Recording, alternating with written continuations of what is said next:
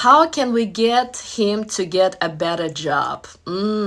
Friends, I highly recommend for you to watch not my 3-minute videos, but hour and a half long lectures on YouTube.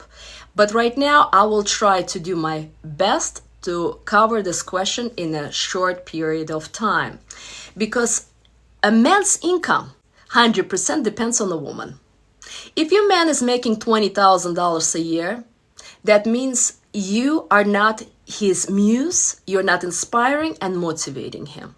If you see a man who is making $500,000 a year or $5 million a year, because in the background he has a muse that is inspiring him. And so a woman is blessing a man to make more income. Thank you for the hearts. And how a woman blesses a man to make more income is by her doing daily meditation, prayer, or affirmation. Every time she does daily affirmation, she connects to the source, to higher power. And when she does this, she becomes happy, emotionally healthy, loving, humble, kind. And her husband comes from work. She feeds him. She serves dinner, takes care of him and kids. And the man feels, I am a lucky man. For this woman, I will knock the mountains and the walls, and I'll make sure that she is happy, and he wants to provide even more. He wants to protect even more. He wants to take even more decisions and take care of her to provide the safety and happiness. And so it's an illusion that if you'll say, go to work, make more money, get a second job, that you will actually motivate him. You actually gonna do the opposite. He will resist to make more income. He will resist to get a job or a second job. But a man who is appreciated, acknowledged, and loved and respected, but love mainly for a man is when you acknowledge him and feel proud of him, and you respect him and trust him. Trust him that he will provide. Trust him that he will protect. And then he feels like he is the leader in this family. And so, indirectly, you're helping a man to make more income only through spiritual practices. Everything else, the more you criticize him, the more he will rebel, the more he will stay in the couch, play video games, stay on the porn, or do whatever that he's doing to distract himself from being provider and protector. Basically, he's not doing the duty as a husband, but he's not doing the duty of a husband, not providing, protecting, and leading a family, because you're not doing the duty of a wife. Because a family is happy, healthy, and loving, and at peace when a woman is at peace. And in this modern DNA, when everything is chaotic, crazy, and fast, we're living in such a literally crazy world where weird things happen. Like, look at the news that I shared with you yesterday, and I can go on and on what's going on, right? And we survived COVID somehow. Without the spiritual practices, we're relying on ourselves. And if we're relying on ourselves, we will never be happy. Our family will never be happy. And our man will never feel fully satisfied. So the best way to motivate your man to get a great job, by appreciating him for what he already does and start doing the spiritual practices. And also know that if he makes $40,000, acknowledge for that. That means that's what you deserve right now. And the more you're going to invest into yourself by praying or doing meditation, the more he would want to give you back, provide more, protect more. If that makes sense. I hope that answered. It's a very good question.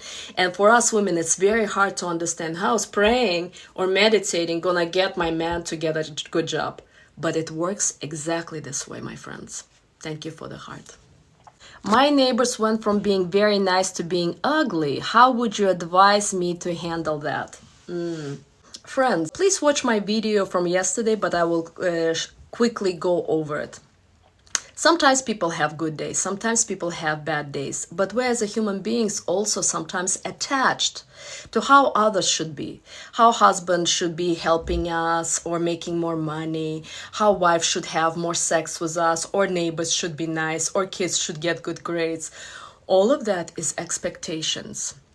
And when we have expectations that they have to be a certain way, people feel that we're not approving them. because people are not perfect. They have good days, they have bad days. Sometimes they go through good period of life, sometimes through bad period of life. And so if they're being ugly, you distance yourself. But in the background, you don't judge them and you don't expect them to change. You just wish them happiness. Maybe they go through difficult time. I want to show you an example. One time a man was riding on a subway with his kids. And everybody was looking at this man thinking, why is he behaving like this? Why he's ignoring kids? Why he's just reading his newspaper and not calming his kids down? And they were 2 and 3 and 4 and 5 and 7 years old. And finally, 3 stops later, a woman taps his shoulder and say, can you calm your kids down? And he looked at her, put the newspaper down, and he said, I am so sorry. My wife just passed away 2 days ago. And I just don't know how to deal with 5 children, how to feed them, how to take them to school. I'm just grieving. Please forgive me. And in that moment, the subway for judging you. And who did not say it, at least thought about it. And so sometimes we look at people and we tend to judge them. And our job is to bring compassion. And again, this compassion and love and kindness, again, comes only from Creator. So that's why, in order for us to stay humble, loving, loyal, kind, gentle, feminine, really good people as a woman, or man, masculine, and provider and protector, and be responsible and taking care of the duty as a husband, we have to turn to our Creator. Otherwise, we're just fully relying on ourselves and hoping and expecting and having attachments to how things should be. And it will never be that way, my friends. It will never be that way. So I hope that answers that.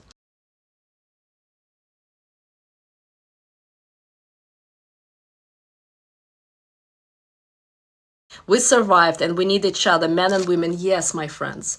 Let me also give you something from the topic that I will be discussing tomorrow. For husband and wife to be happy, they have to realize that the happiness and the marriage is not for enjoyment. It's a duty. And once you're passing through your duty as a wife and you're passing your duty as a husband, you are climbing the ladder and becoming more and more spiritually connected, not just physically on the sex level or emotional level, I love you, but on the spiritual level. And that's where the true happiness is. And I will say less than 1% in the world experience that true spiritual happiness, because everybody wants to just enjoy. I want to enjoy him for him to pay my bills. I want to enjoy her because I want to have a good sex. And that's how men and women see each other. They want to be with each other to use each other instead of serving each other. And love is in service. And then women will say, well, even if I'm going to serve him, he will never serve me back. Well, you try. 6 months, he's not going to even trust that you're serving him because he's surprised that you stop nagging, criticizing, and complaining. And then 6 months later, he's going to connect to his appreciation. And that's when he's going to start serving you back. But changes doesn't happen overnight in a week or months, because most of the women or men telling me, my wife will never change, or my husband will never provide. If you think this way, yes, your thoughts will create your reality. I will never think that my husband will never provide, or he will cheat, or he will do XYZ. I think the best thing of my husband. And until you're gonna think the best of your boyfriend or your husband, you're not gonna get what you have.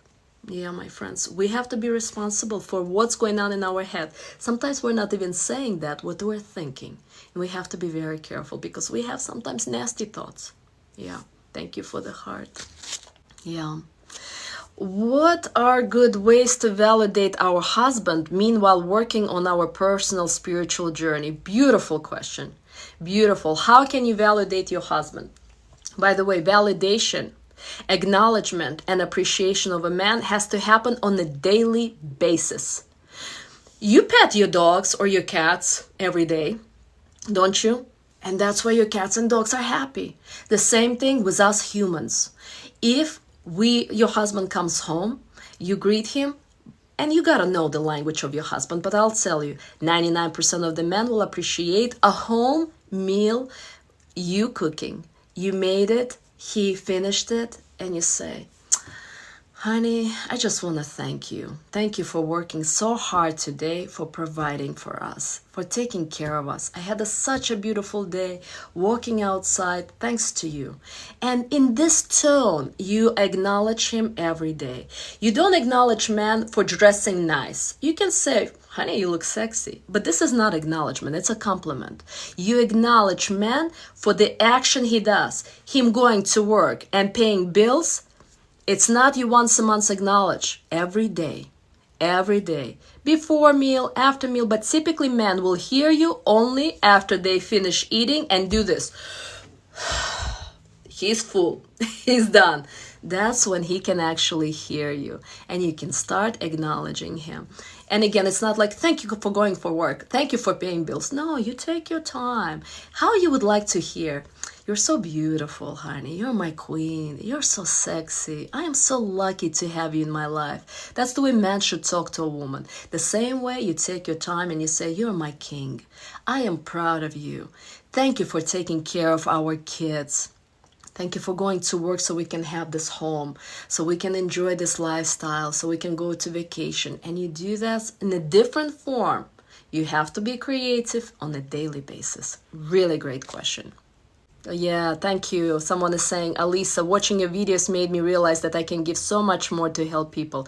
Absolutely. And this is what our creator wants from us, because otherwise we're living like a very selfish creatures. Cats, dogs, squirrels, wolves, lions, they go hunting, they eat. So we're like them, we're eating. They go home to their cave or tree and they sleep like we do. They mate, we have sex like them. But the only difference between us and animals is our consciousness. And God gave us consciousness to connect to Him and to make a difference with people. And if we don't do that, we're living like animals pretending that we're smarter. But then look at us. Look how degraded our government is. Don't let me get it started. But if we look at how men and women go through divorces, how men and women fighting, how men and women are struggling, pretending that they're happy, but they really use each other. And we can go on and on and on. And all of that is because we're depending on ourselves instead of depending on our higher power. And I don't tell you, be Christian, Muslim, or someone else. You know in your soul what is your faith. And it's not about religion, my friends. It's your personal relationship to a higher power. You don't even have to ever go to church or mosque or synagogue, but you can have a relationship to Creator. And that's what's important. It's not for a check mark, I'm going to church once a week to listen to a pastor, but really discovering who Creator is so you can connect to your compassion, to your love, and to your purpose and meaning in life, why you're even here. Because a woman is her main duty is to become a wife and to become a mother and not to just succeed in a career. This is about radical feminism and I'm always been against it. 100% against it because it's just destroying us women. So, great. Thank you.